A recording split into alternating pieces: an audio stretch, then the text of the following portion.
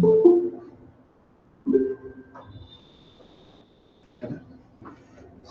morning, students. So,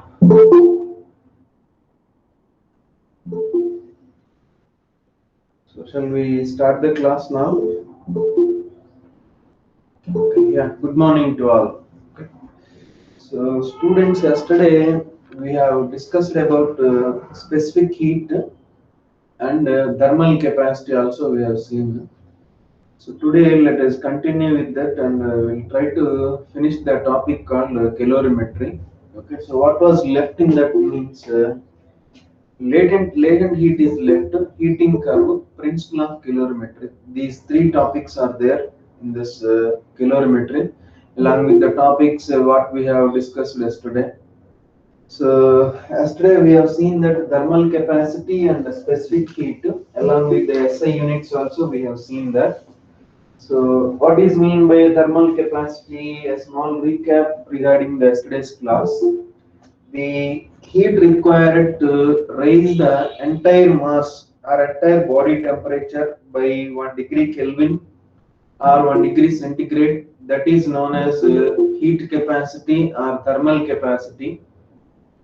So similarly, heat required to raise a unit mass of substance through 1 degree centigrade or 1 degree Kelvin, that is known as specific heat. So the specific heat of water is 1 calorie per gram centigrade. It means what? We need to supply 1 calorie of heat energy to raise the 1 gram of water temperature by 1 degree centigrade. Or else in the same value we can write in SI system as 4200 joule per kg Kelvin. Here what it means that 4200 joules of heat energy is required for what? To increase the temperature of 1 kg water, to increase the temperature of 1 kg water by 1 degree Kelvin. For example, if the water 1 kg water is at room temperature 27 degrees centigrade, in order to increase its temperature from 27 degrees to 28 degrees for that 1 kg, okay, for that 1 kg, we have to supply a heat energy of 4200 joules. So by absorbing this 4200 joules, this 1 kg water temperature is increases from 27 degrees centigrade to 28 degrees centigrade. This is the heat required to raise a unit mass of substance through 1 degree centigrade or 1 degree Kelvin. This is known as the specific heat. Okay, that's what we have seen yesterday.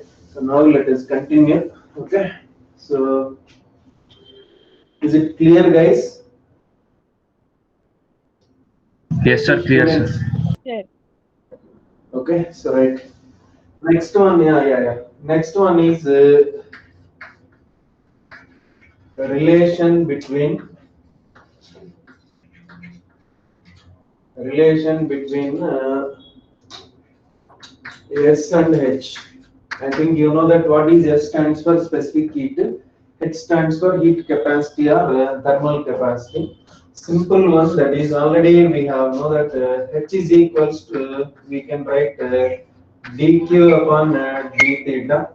So and here I can write dq, that's equals to H into d theta. And specific heat S is equals to, I can write 1 by m of dq upon d theta. So here this is can be written as dq, that's equals to ms into d theta. So from this relation, what can I write? In place of this dq upon d theta, I can substitute s.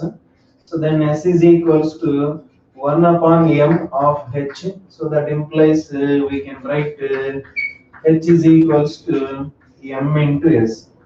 So this is also one of the relation. So H thermal capacity can be can be written as dq upon d theta. What is mean by dq upon d theta? So dq amount of the heat is supplied to a substance of mass, certain mass m, so that we notice that there is a d theta rise in temperature. Then what is the heat capacity of that substance? Means dq upon d theta is nothing but heat capacity. Specific heat means per unit mass. Okay, that's why we will get 1 upon m this one. So here h is dq upon d theta. H can also be written as m into s. So hence heat capacity of a substance is equal to the product of mass and specific heat of that substance. That product is also gives the physical quantity, that is called heat capacity. Students, heat capacity means it's not. This is not only the single formula. Sometimes we may use this relation also. Sometimes we may use this relation also. The heat capacity is nothing but the product of mass of the body and the specific heat of the body. The product will give the physical quantity, heat capacity. Okay, so copy this. So can anyone what it means this? What it means? Anyone in the class? What is this equation represent?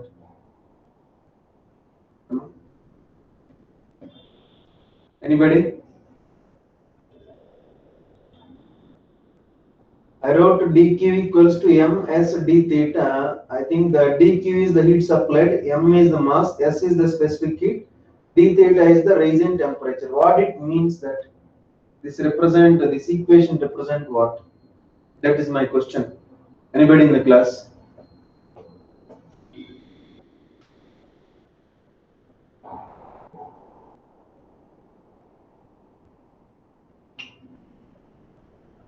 Anyone? Conservation of heat energy.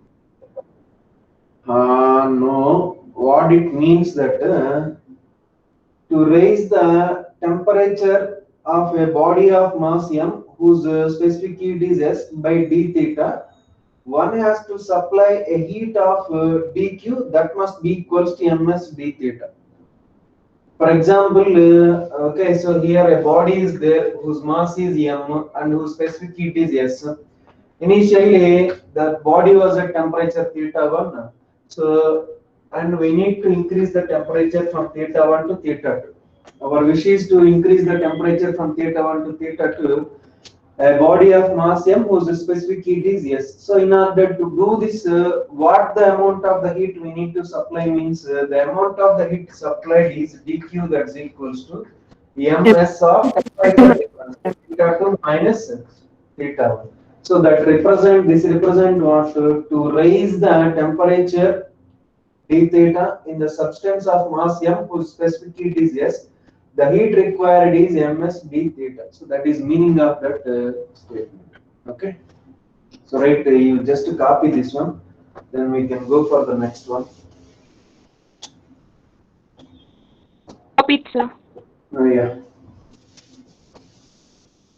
So next one is water equivalent. Keep submitting.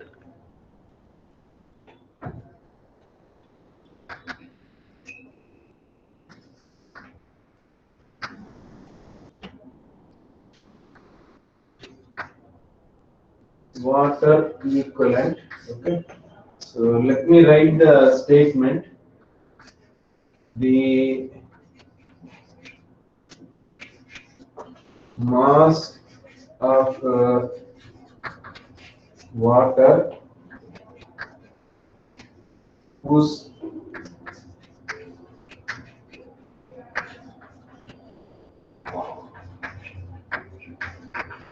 thermal capacity is equal to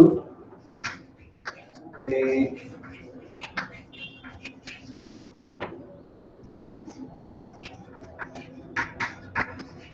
thermal capacity of a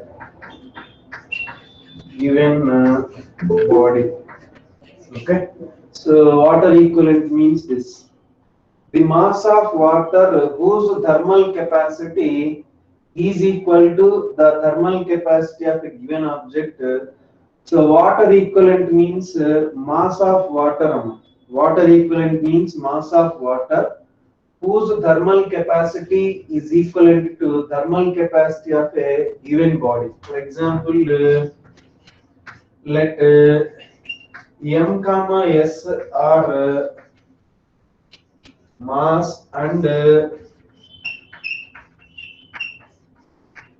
mass and specific heat. Okay, specific heat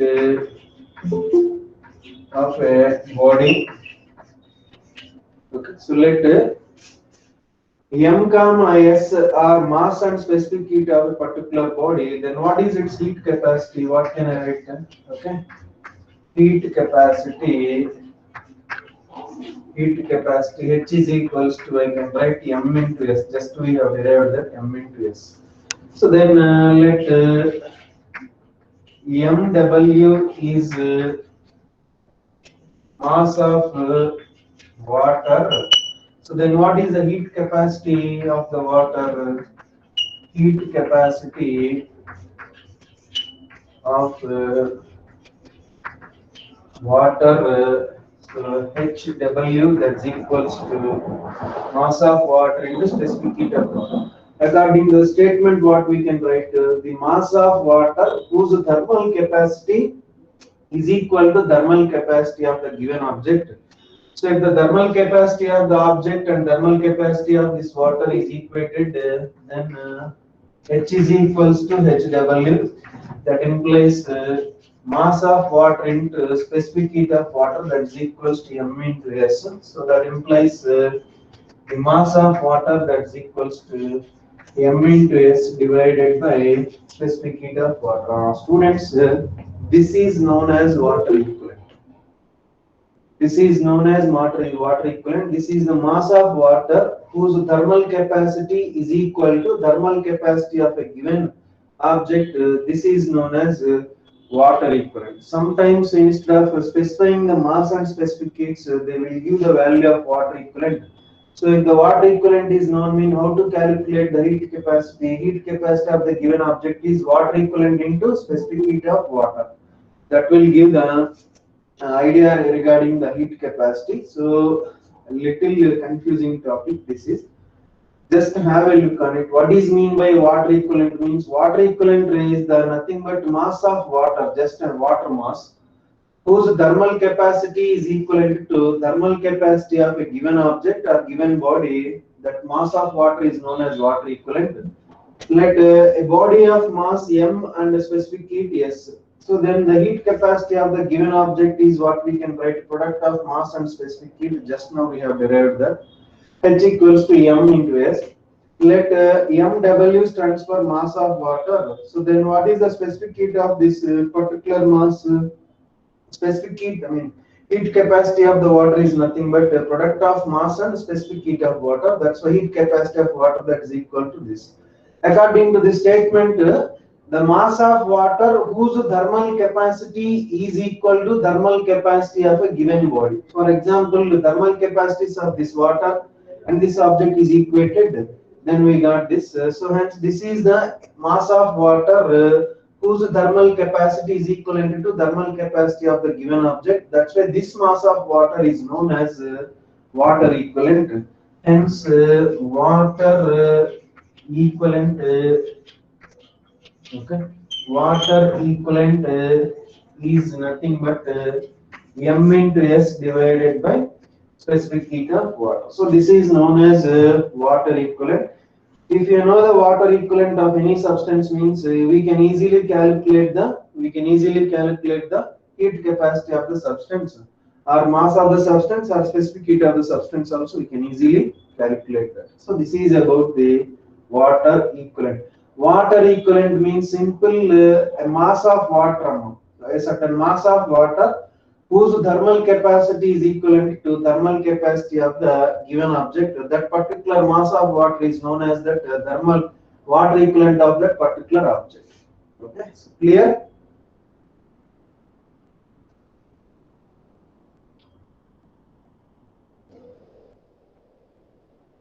Students having any doubts, you can ask. Got it? Any doubts? No doubt, sir. Okay, right, fine. So this is about water equivalent. Sir, in H is equal to W, there you want to write MW, you write MS. Where? Where? Okay. Okay, no problem. A equals to B means automatically B must be equals to A only. It doesn't mean that either left or right. Okay, Sir, so there no no. problem. This only, no? You are expecting it. That one MW SW. Yeah. Okay, right. Is this okay now? 1 minute. Yeah. Copy.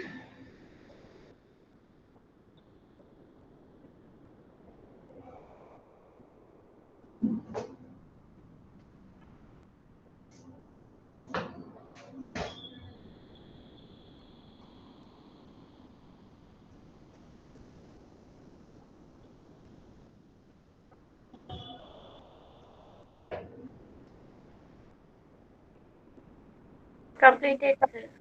Yeah. So next one is latent heat. Before going to the latent heat, let us see about the heating curve. Okay.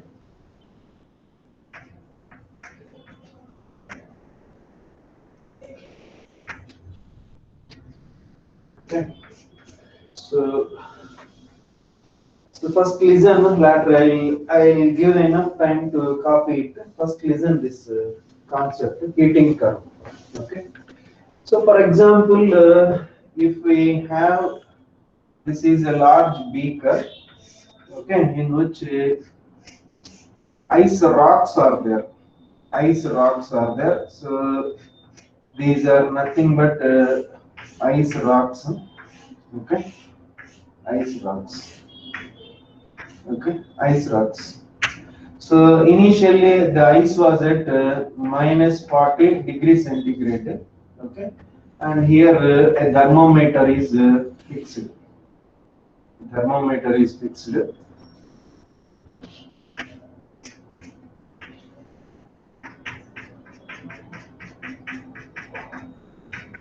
So listen, Amma, you can write it. I'll allow to write it first. Try to catch the concept. So this is an arrangement. What we have taken means initially solid ice is there. Ice rocks are there, which was initially the ice was at minus 40 degrees centigrade.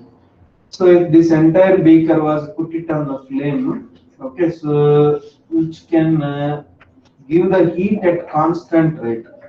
Which can give the heat at constant rate means constantly it can give the heat.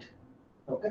So then what will be happen? What will be happen? Just can anyone expect this? What will be happen when the ice rocks are which are at negative temperature as placed means what will be happen? Temperature increases.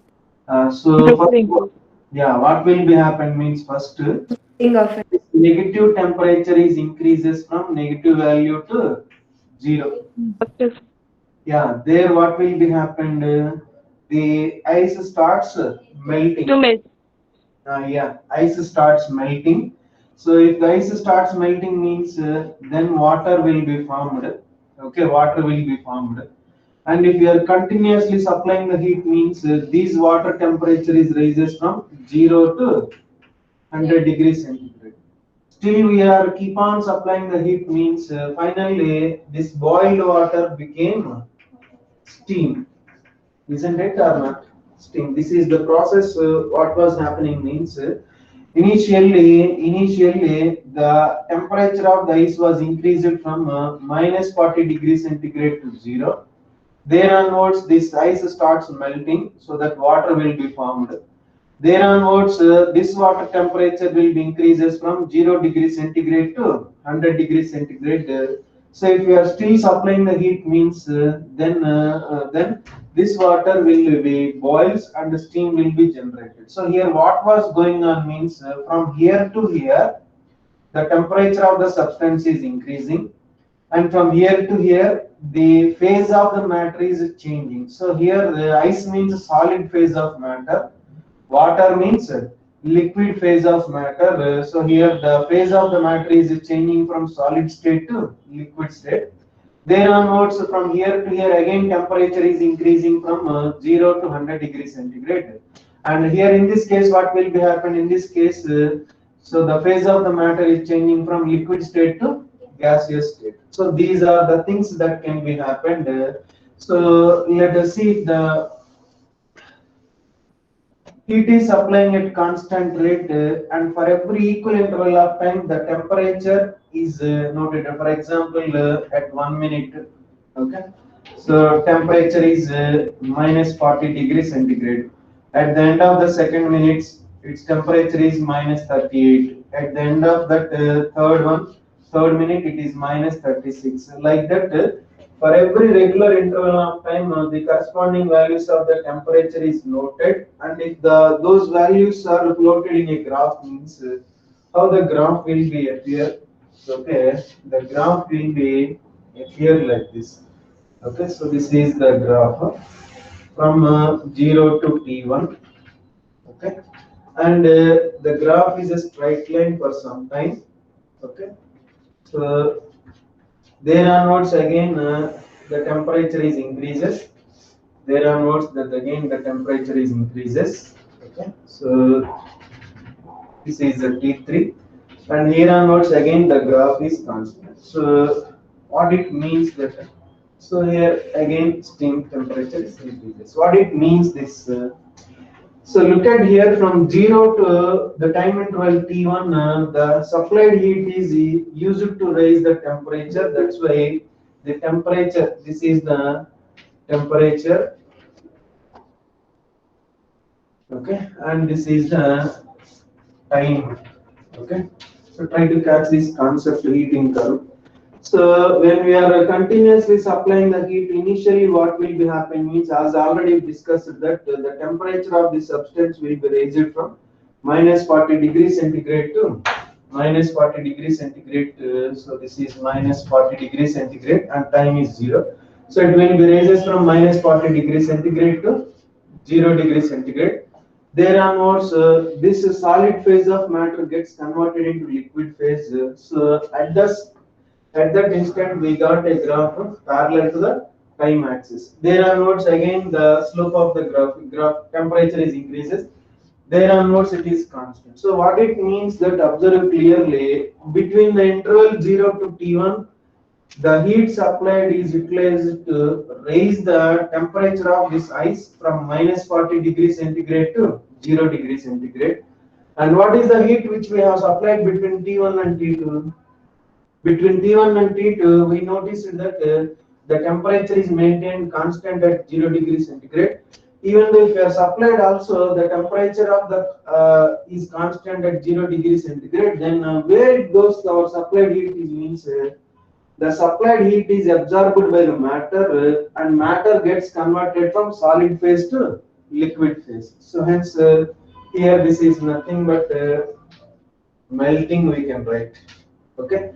So there onwards, once if the ice is completely melts, again temperature in the thermometer we notice that increases from where to where, from 0 to 100 degrees centigrade.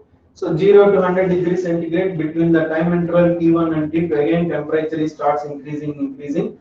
And again we got the graph straight line when the temperature is brought to 100 degrees centigrade. So what will be happen between the time interval T3 and T4 means between the time intervals also T3 and T4 we have supplied the heat continuously. So here in between 0 to T1, what is the heat which we have supplied is used to raise the ice temperature from minus 40 to 0 degrees centigrade. And between T1 and T2, even if we supplied heat also a constant manner, like a similar case, earlier case, the temperature is not increases, then where it goes, the heat means the supplied heat between T1 and T2 intervals is absorbed by this matter, and this solid phase of matter gets converted into liquid phase. That's why here the complete ice is melts. Until the complete ice is melting, the reading in the thermometer does not changes. So once if the ice is completely melts, then the heat which we have supplied is used to increase that water temperature, ice water temperature from 0 degrees centigrade to 100 degrees centigrade. There onwards again we got a straight line graph. So between T3 and T2, so in this case also the supplied heat is absorbed by the matter. So therefore here liquid phase of matter gets converted into gets converted into gaseous phase. So this is known as, we can write boiling.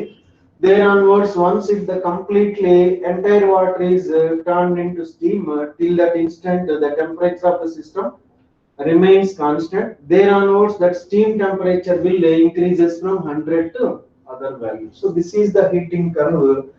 Observe clearly during this phase change, the heat is absorbed by the matter or not, students. So coming from a solid phase to liquid phase, the matter absorbs some heat. Okay, the matter absorbs some heat, so that one phase of matter gets converted into another phase of matter. So here solid phase of matter gets converted into liquid phase by absorbing some amount of the heat. Similarly, in this case, liquid phase of matter gets converted into gaseous phase of matter by absorbing some energy. So it means that the heat energy absorbed by the matter at constant temperature to convert one phase of matter into another, that is known as latent heat. That is known as latent heat. For example, latent heat of fusion of ice, that's equals to 80 calorie per gram. What it means that 80 calorie per gram? So to convert 1 gram of ice, okay, to convert one at 0 degrees centigrade, to convert 1 gram of ice into 1 gram of water at 0 degrees centigrade, we need to supply a heat of 80 calorie. 80 calorie heat is absorbed by this 1 gram of ice at 0 degrees centigrade to change its phase from solid to liquid. Similarly, latent heat of steam. Okay, latent heat of steam means that's equals to 540 calorie per gram.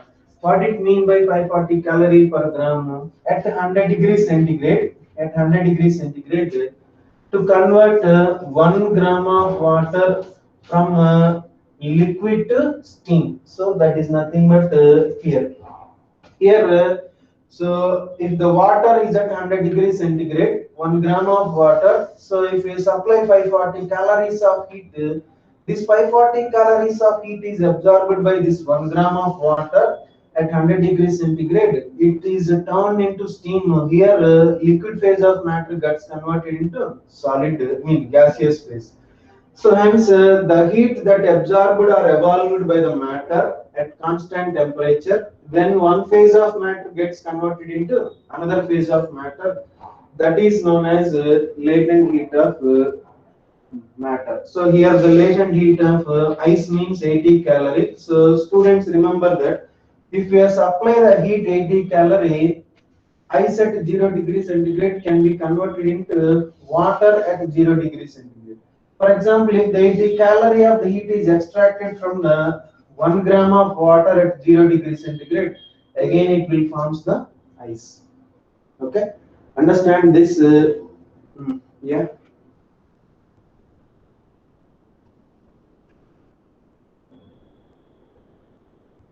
Ask who are having the doubts.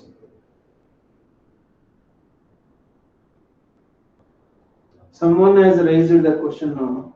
Has raised the hand. I didn't remember. Who's that? Okay, right. So this is about the latent heat. Means to understand this, we have gone with this heating curve. So just we have taken a solid ice, which was, for example, I have taken minus 40 degrees centigrade, and one thermometer is fixed here to measure the temperature at regular interval of time. For example, for every minute or for every 2 minutes, for every 3 minutes or for every regular interval of time, the corresponding temperatures are noted. And if a graph is drawn between the temperature and time, time on y-axis and temperature on x-axis, the graph is appeared like this. So what is this line represent? What is this line represent? What is this line represent means between the time interval 0 and t1, whatever the heat which we have supplied to the system is used to raise the temperature of this solid ice from minus 40 degrees to 0 degrees centigrade. And between the temperature T1 and T2, so there is no change in temperature, but whatever the heat which we have supplied, where it goes. So we have supplied the heat, no? Where it goes means between the time interval T1 and T2, the heat which we have supplied to the system is absorbed by this matter, and this solid phase of matter gets converted into liquid phase of matter. Next, between once if the entire matter is converted into liquid phase, there onwards again the system temperature is increases up to 100 degrees centigrade. So there onwards here also T3, between the time interval T3 and T4, whatever the heat which we have supplied, again it is absorbed by the matter. Here liquid phase of matter gets converted into boiling phase. So once if the entire water is converted into steam, till that instant the temperature of the system does not rises. It was kept at 100 degrees centigrade constant, and then onwards again temperature is increases. Practically it is observed this. So between the time interval T1 and T2, between the time interval T3 and T4, temperature of the system constant, but where it goes, the heat which we have supplied, the heat which we have supplied between the time interval T1 and T2 is get absorbed by the matter, so that one phase of matter gets converted into another phase. Similarly, between the time interval T3 and T4 also it is same. So there at constant temperature, the heat required to change the one phase of matter to another phase of matter, the amount of the heat that must be required, that is known as latent heat. That is known as latent heat. For example, latent heat of ice is 80 calorie per gram means what it means that, for example, if the ice is at 0 degrees centigrade, or to convert the ice at 0 degrees centigrade to water at 0 degrees centigrade, for each gram it will take an energy of 80 calorie. If 80 calorie heat is applied to 1 gram of ice at 0 degrees centigrade, then this solid phase of matter gets converted into liquid phase. In reverse manner, if the heat is extracted from this 1 gram of water at 0 degrees centigrade, then again this matter will be converted from liquid phase to solid phase. Similarly, latent heat of steam is 540 calorie per gram means what exactly it is? 540 calories of heat is required for what? To convert 1 gram of water at 100 degrees centigrade to 1 gram of steam at 100 degrees centigrade. To convert this 1 gram of water at 100 degrees centigrade to steam of at 100 degrees centigrade, we have to supply 540 calories of energy. So if the 540 calories of energy is supplied to this hot water of 1 gram at 100 degrees centigrade, then this 1 gram of water is turned into steam. For example, if the heat is extracted from the steam means exactly if you are extracted 540 calories of heat is drawn out from the steam means then the steam will be converted into liquid. So that is about water. Temperature is constant only. Just observe this here solid phase is converted into liquid phase. That's why this process is known as melting. And here here liquid phase of matter gets converted into gaseous phase. That's why this process is known as boiling. A reverse sum. For example, if the liquid phase of matter gets converted into solid phase means that is known as solidification. That is known as solidification. And here it is liquid phase reverse. So gaseous phase of matter gets converted into liquid phase means that is known as liquefaction. That is known as liquefaction. So here this is melting, this is boiling, this is called liquefaction, and this is called solidification. Reverse. So these are the heating curves. So just okay. So you write this one heating curve. Okay. We'll go through the necessary points. Students got it? Heating curve.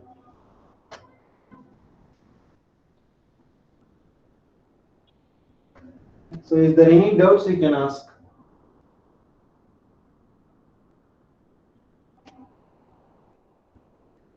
Evaporation is nothing but boiling only.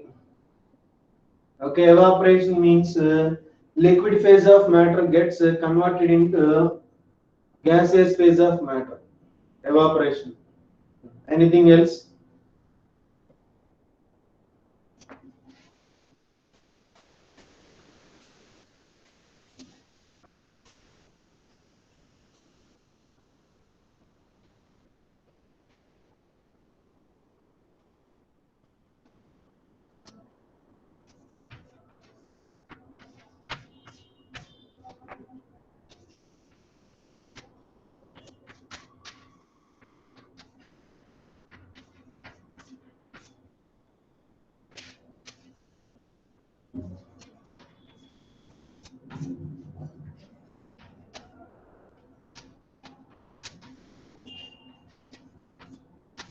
Okay, so this one. This is the solid phase.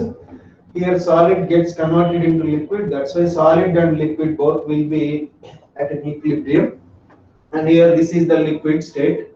And here liquid phase and gaseous phase coexist.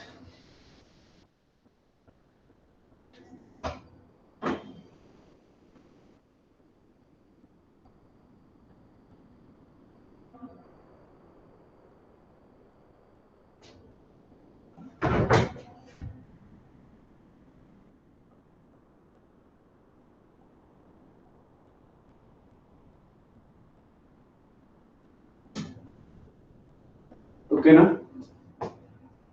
Okay, so right next keep subheading latent heat.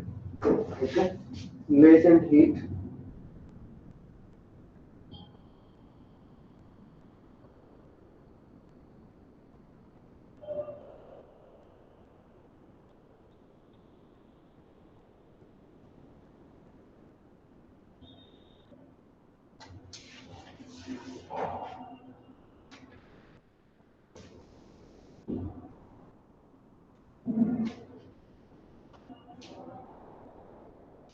Okay, so next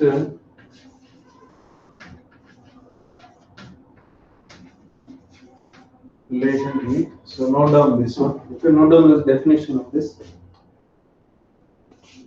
the heat at constant temperature, at constant temperature, at constant temperature,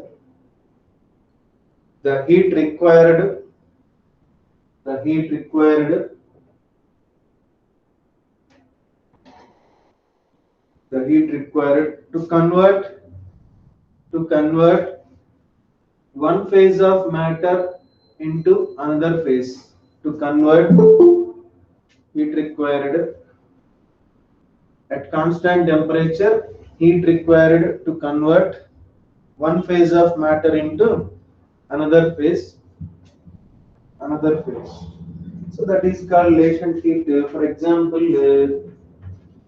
if dq amount of the, okay, note down this, if dq amount of the heat is supplied,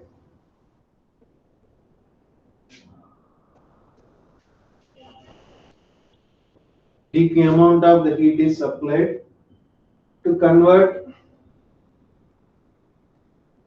to convert the phase of, to convert the phase of dm amount of mass, dm amount of mass, dm amount of mass.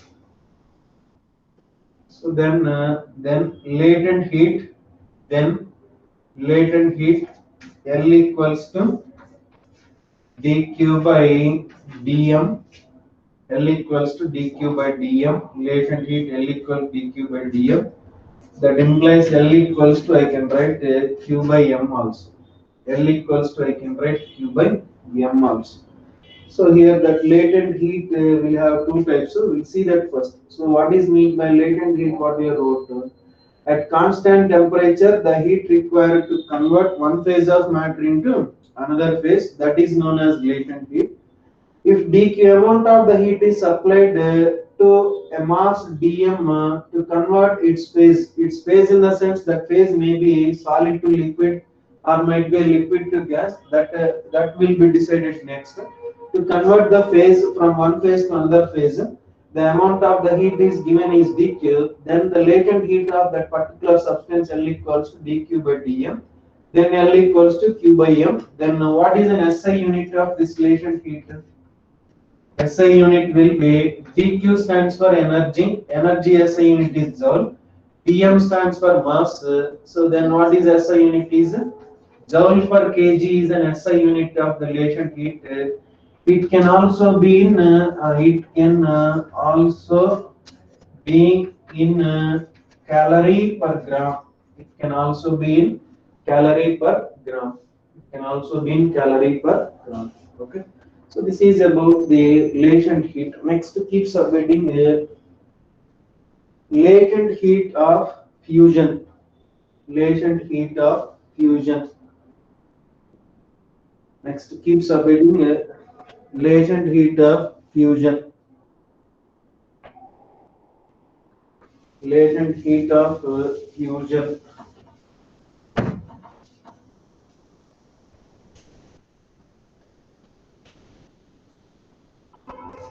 Latent heat of fusion. So note down this.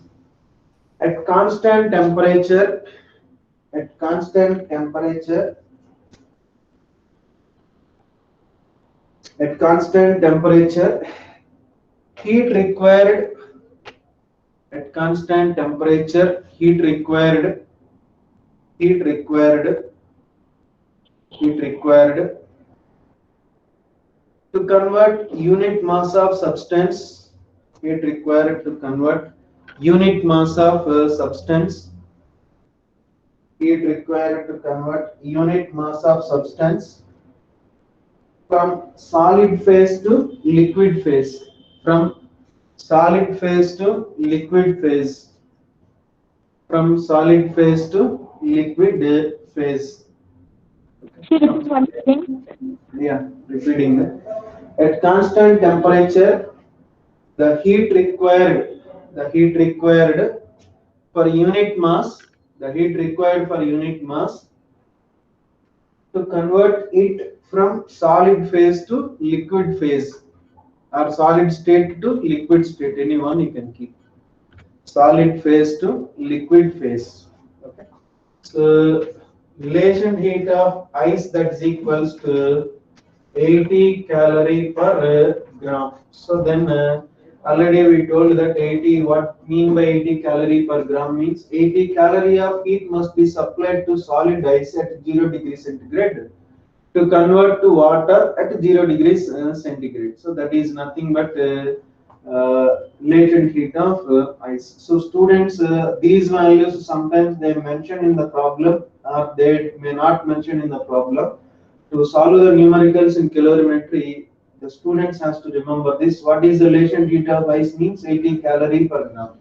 So here only the thing is, if the ice is melted, heat is absorbed. If the water is freezed, heat is evolved. So that is only the thing we should remember that. So if the ice is melted means heat is absorbed. If the water is freezed into ice means heat will be evolved from the system. So what amount of the heat? If 1 gram of water is freezed means 80 calories evolved. If 1 gram of ice is melts means 80 calories absorbed. That is only the thing. Remember that. Next keep subheading latent heat of vaporization. Latent heat of vaporization. Latent heat of vaporization. Latent heat of vaporization. Latent heat of vaporization. Latent heat of vaporization. Note down that. Okay. Heat required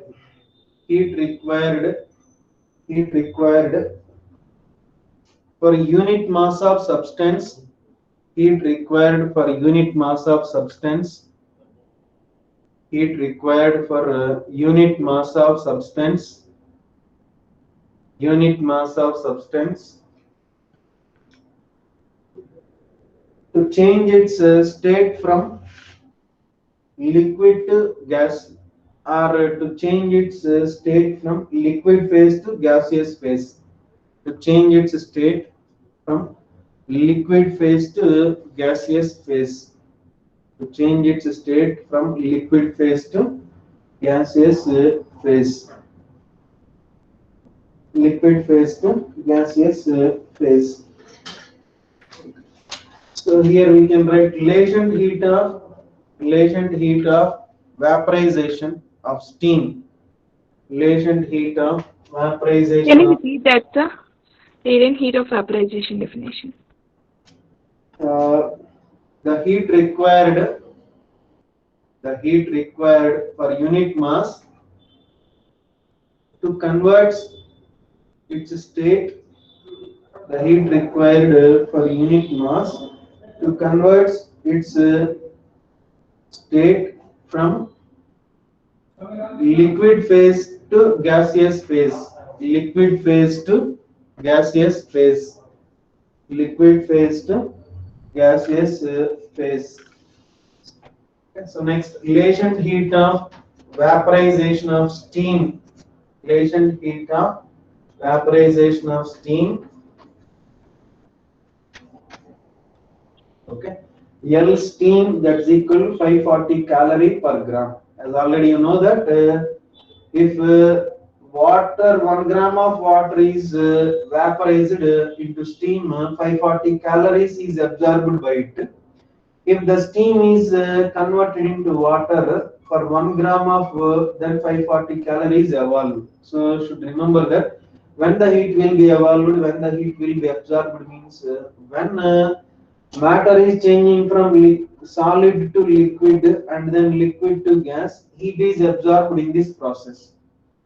And if the matter is converted from gaseous phase to liquid phase and liquid phase to solid phase, in this process, heat is evolved by the, will be given out by the matter. Okay.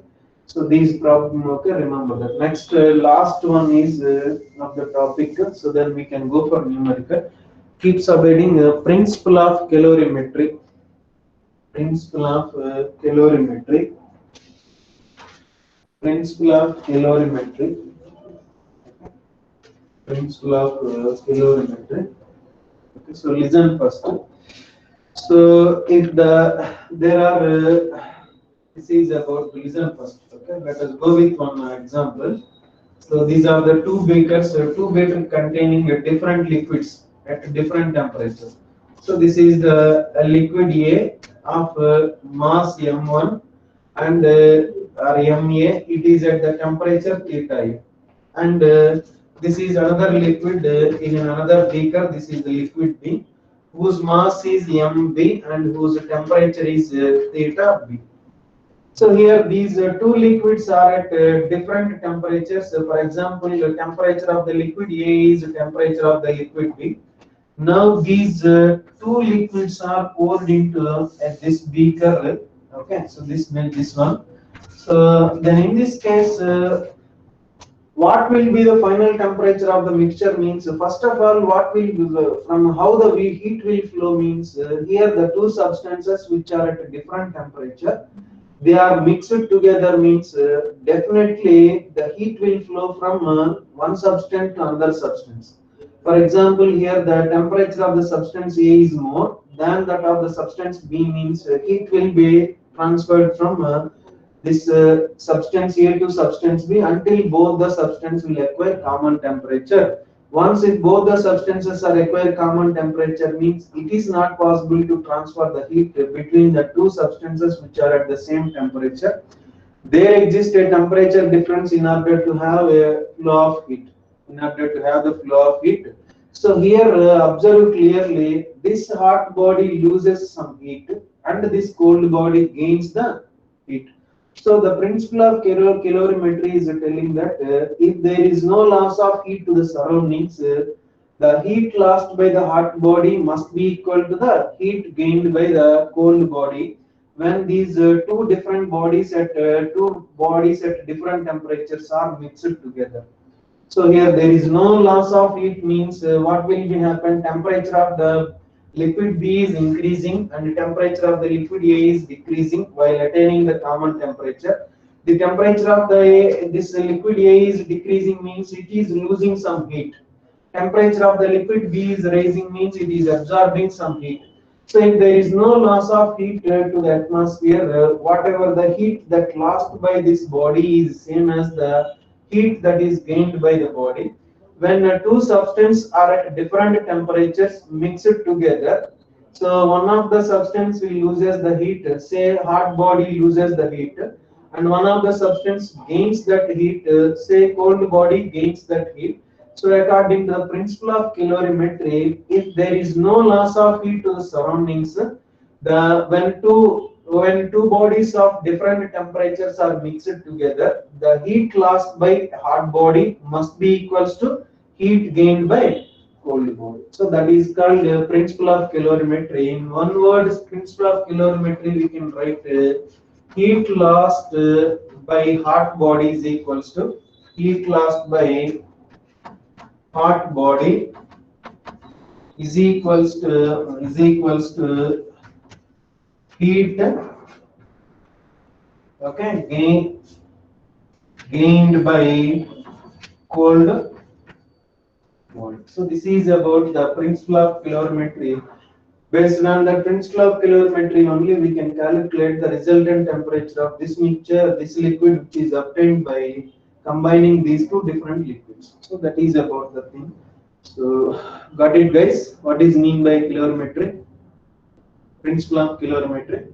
So if there is no loss of heat in the system, the heat lost by the hot body in the system must be equal to heat gained by the cold body in the system. So note down this one, principle of calorimetry. If two different substances, if two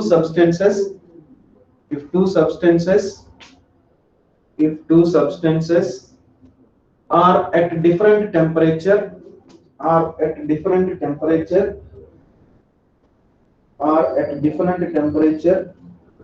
mixed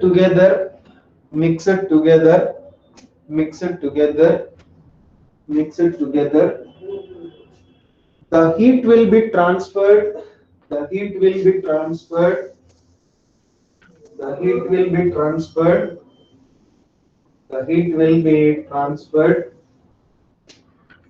from a body at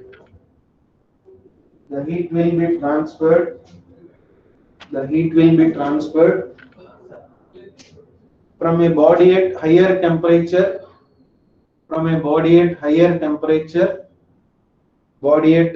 temperature, to a body at lower temperature, until both acquires common temperature, common temperature. Okay, until both acquires common temperature. Next one, next point. According to principle of calorimetry,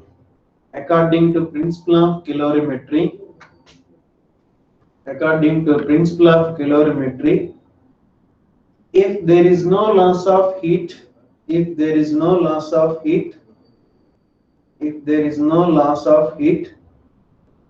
the heat, okay, you can write this one in one single sentence. Heat lost by hot body is equals to heat gained by cold body. Make it in a single line, okay? So here people may not able to vision, that's why I wrote down. So you write it in a single statement. Heat lost by hot body is equals to heat gained by cold body. Okay. So right. So continue with that. Just a few more minutes are there. So note down next. Let two bodies or two substances. Okay. Two substances.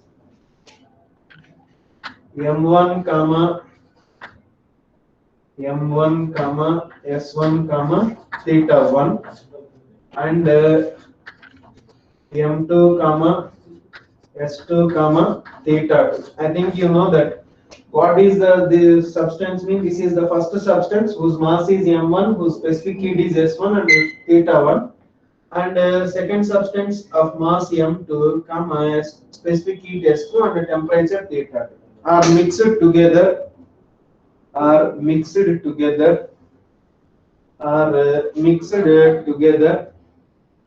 Sir, repeat once more, sir. Yeah. So two substances, okay, I'm repeating that. Two substances M1 comma S1 comma theta 1 and M2 comma S2 comma theta 2. In bracket we can write theta 1 is greater than theta 2. M1 comma S1 comma theta 1 and M2 comma S2 comma theta 2, two different substances. In bracket theta 1 is greater than theta 2 are mixed together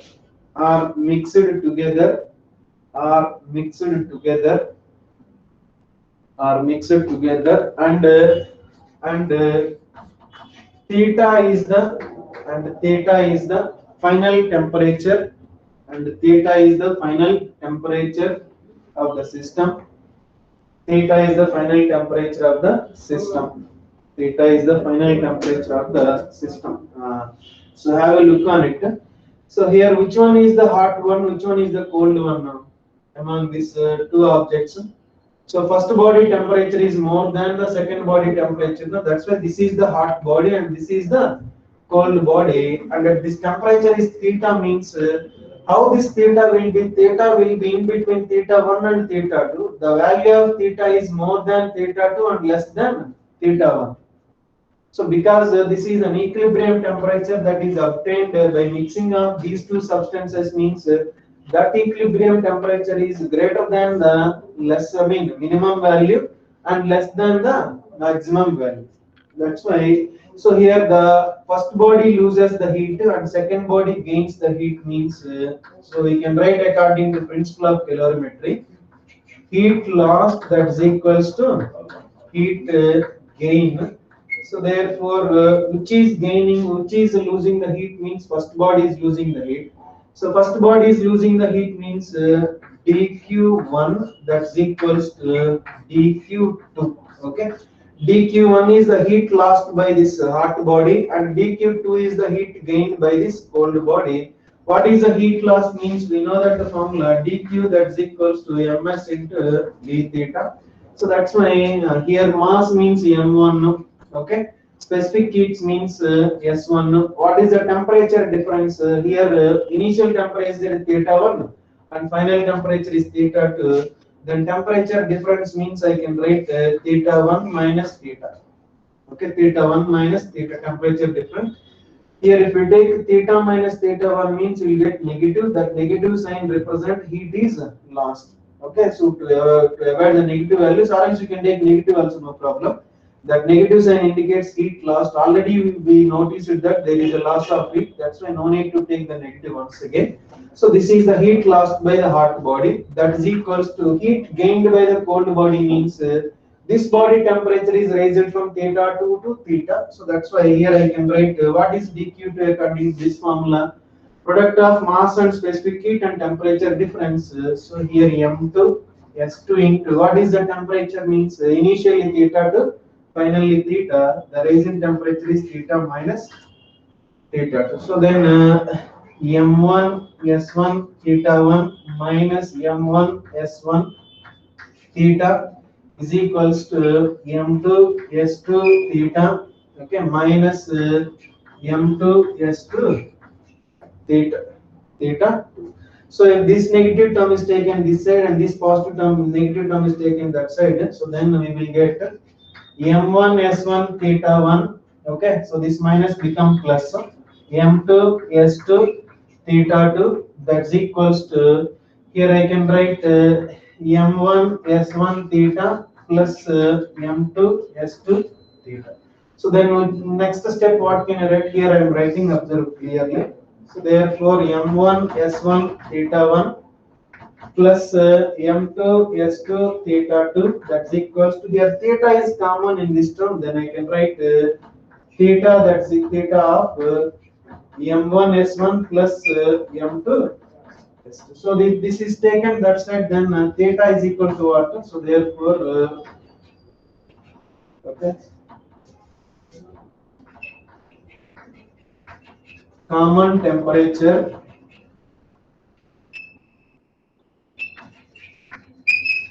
theta equals to m1 s1 theta 1 plus m2 s2 theta 2 divided by m1 s1 plus m2 s2.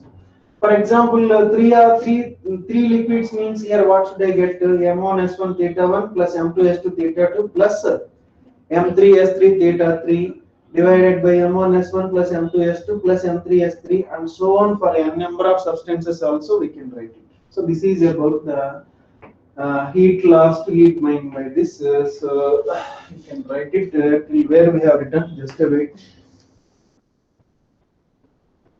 So let theta is the final temperature of the system. So then you can write let Theta is final temperature.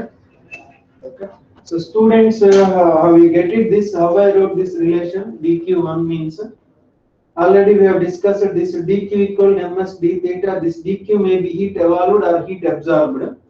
So if this temperature difference is temperature is false means heat is evolved. Temperature is raised means heat is absorbed. That's why here the temperature is fall in temperature. That's why here heat is evolved. In this case, rise in temperature. That's why heat is absorbed. Anything else? Okay, so note down this. Okay, common temperature. Got it, all of you? Having any doubts, you can ask. Anybody? So tomorrow we'll see the numericals on this calorimetry. Any doubts we can ask students? Okay. So have you got this? How we wrote these equations? Please respond now. Yes, sir. Okay. So right. Fine. This is the common temperature. With this theoretically calorimetry was completed. Then we can see few numericals based on objective point of view. In the further classes, next class. Okay, so see you on next class. Okay, guys. Thank you, sir. Okay, right. See you on next class.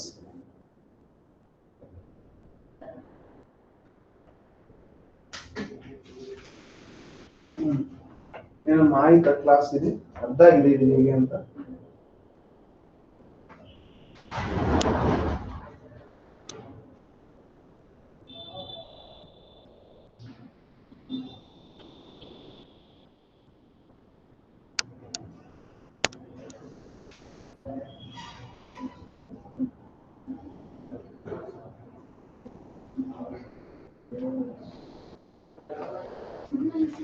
Good morning, madam.